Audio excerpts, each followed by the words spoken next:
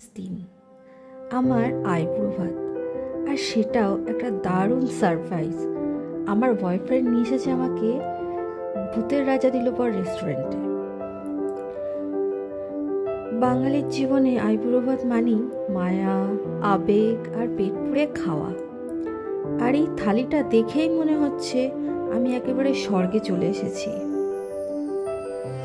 ভাত, ডাল, আলু ভাজা থেকে শুরু করে চিংড়ির মালাইকারি সব কিছু এত ভালোভাবে সাজানো, মনে হচ্ছে মা নিজে হাতেই বানিয়েছে।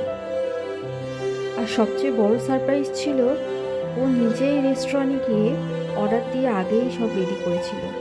যখন আমি ঢুকলাম, টেবিলটা আমার নাম দিয়ে সাজানো ছিল, আইব্রো ভাত for my bride to B.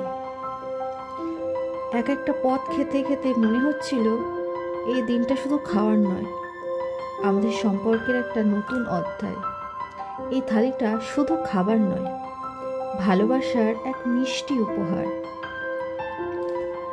আজকের দিনটা আমার জীবনের স্মৃতি হয়ে থাকবে, আমার বয়ফ্রেন্ডের ভালোবাসায় সাজানো আইব্রো ভাত, আর সেই স্বাদে মেশানো একটা ছোট্ট স্বপ্নের গল্প। আমার জীবনের সবথেকে মজার ব্যাপার হলো, আমার প্রথম আইব্রো ভাত দিয়েছিল আমার উডবি হাজব্যান্ড। জানি না এটা করতে পারে কি না উডবি হাজব্যান্ড, বাট ও করেছিল। আশীর্বাদ করা থেকে শুরু করে সব আশীর্বাদ করা, মালা পরানো, তারপরে আরও যা যা নিয়ম থাকে সেগুলো সব পালন করেছিল। এই যে দেখতে পাচ্ছেন আপনারা।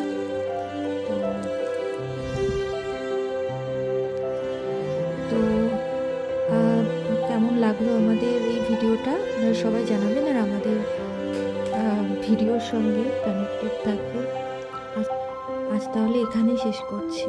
Good bye bye.